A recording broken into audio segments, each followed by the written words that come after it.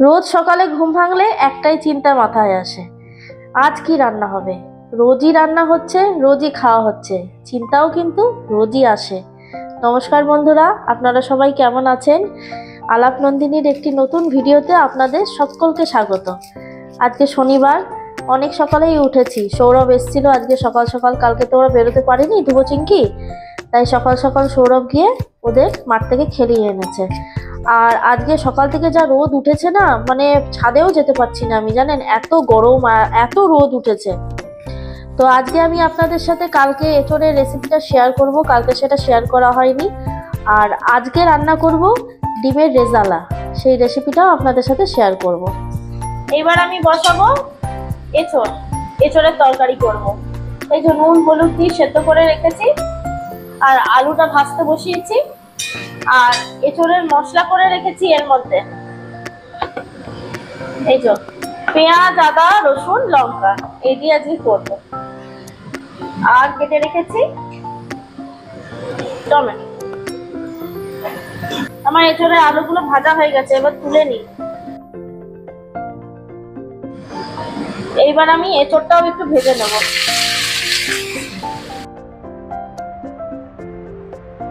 দেখুন আমার এঁচোড়টা আর আলুটা ভাজা হয়ে গেল। এবার আমি ঝোলটা করে নেব। কড়াইতে তেল বসিয়ে দিয়েছি, তেলটা গরম হয়ে গেছে। তেলে ফোড়ন দেব গোটা জিরে আর একটা তেজপাতা। দেখুন আমার ফোড়নটা ভাজা হয়ে গেছে। এবার এই যে মশলাটা যে করে রেখেছিলাম, পেঁয়াজ, আদা, রসুন, লঙ্কা, এটা দিয়ে দিলাম। এবার ভালো মতন মশলাটা কষিয়ে নেব। এবার আমি এর মধ্যে স্বাদ অনুযায়ী লবণ দিয়ে দেবো, আর দেব হলুদ। ব্যাস, এবার এই দিয়ে মশলাটাকে কষিয়ে নেব।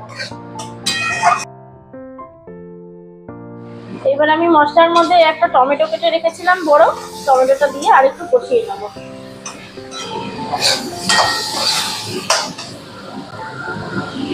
আমার মশলাটা কষানো হয়ে গেছে। এঁচোড় আর আলুটা ভেজে রেখেছিলাম, এটা দিয়ে দেবো। দেখুন আমার এঁচোড়টা কষানো হয়ে গেছে। এবার আমি এর মধ্যে জল দিয়ে দেবো। এবার আমি এই যে গরম মশলা আর দেব ঘি।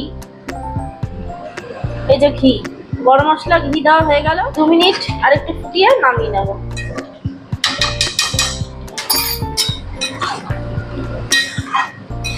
চিংকি, এটা কে খাবে? এটা কে খাবে? কে খাবে? খাবে? তুমি কোনটা খাবে? চিংকি, এটা খাবে? এটা খাবে না এটা খাবে? এই যে এটা খাবে। কোনটা খাবে? দাদা দুটো ট্রিট নিয়ে আসছে চিংকি ধুবোর জন্য, খুব খুশি দেখে। চলো ধুবো কি করে দেখি। কোনটা খাবি ধুবো? আরে বাবারে বাবারে বাবারে, ধুবো কোনটা খাবি?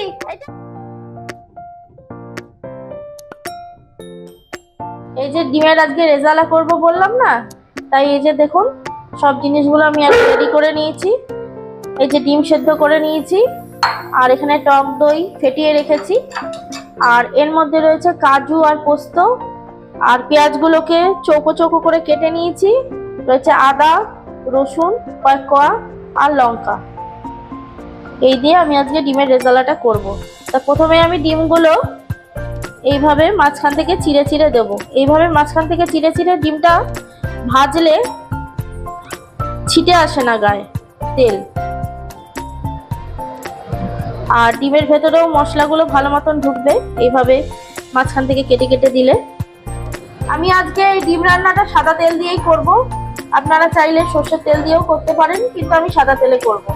দেখুন তেলটা আমার গরম হয়ে গেছে। এবার আমি ডিমগুলো দিয়ে দেবো। ডিমগুলো আমার ভাজা হয়ে গেছে। ডিমগুলো বেশি কড়া করে ভাজবো না, হালকা করেই ভাজবো। ডিম আবার বেশি কড়া করে ভাজলে ডিমের স্বাদটা নষ্ট হয়ে যায়। মিক্সিং জারে পেঁয়াজ, রসুন, আদা, লঙ্কা এগুলো পেস্ট করে নেব প্রথমে। বাবু রোদে গরমে খেলে চলে এলো, বারণ করি যে এই রোদের মধ্যে যাস না, তাও শোনে না। দেখুন, যাক একটা দিন ছুটি, একটু তো খেলবেই বাচ্চা মানুষ।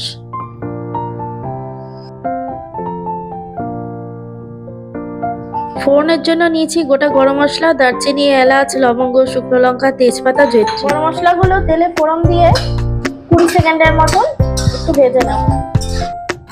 দেখুন ফোড়নটা আমার ভাজা হয়ে গেছে। এবার আমি ওই যে পেঁয়াজ, রসুন, আদা, লঙ্কার যে পেস্টটা করে রেখেছিলাম ওইটা দিয়ে দেবো। এইবার আমি এই যে কাজু পোস্তটা ভিজিয়ে রেখেছিলাম এটা পিষে নেব। দেখুন আমার এই মশলাটা কষানো হয়ে গেছে। এইবার আমি এর মধ্যে এই যে টক দইটা ফেটিয়ে রেখেছিলাম এটা দিয়ে দেবো। দইটা দিয়ে গ্যাসের ফ্লেমটাকে একদম লোতে করে মশলাটা আরেকটু কষিয়ে নেব। দইয়ের সাথে আমার মশলাটা ভালো মতন কষানো হয়ে গেছে। এবার আমি এর মধ্যে ওই যে কাজু আর পোস্ত বেটে রেখেছিলাম এই পেস্টটা দিয়ে দেবো।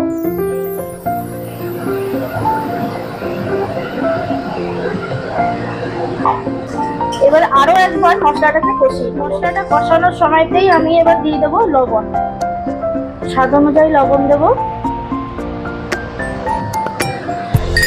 আর দেবো একটু মিষ্টি, আর দেবো একটু কাশ্মীরি লাল লঙ্কার গুঁড়ো। রেজালা সাধারণত সাদাই হয়, তবে আমার একদম সাদা ভালো লাগে না বলে আমি একটু কাশ্মীরি লাল লঙ্কার গুঁড়ো দিলাম। এটা অপশনাল, আপনারা চাইলে নাও দিতে পারেন। এবার আরো একবার সমস্ত মশলা ভালো মতন কষিয়ে নেব। দেখুন আমার সমস্ত মশলা কষানো হয়ে গেছে, তেল ছেড়ে দিয়েছে মশলা থেকে। এবার আমি অল্প একটু গরম জল দিয়ে দেবো এর মধ্যে।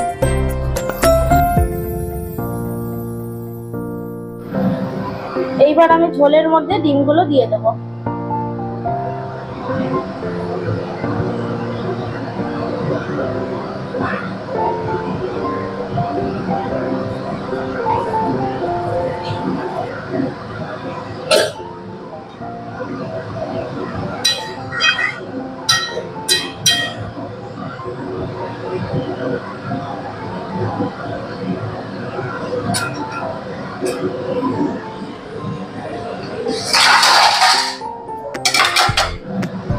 এইবার আমি ঝোলের মধ্যে ডিমগুলো দিয়ে দেবো।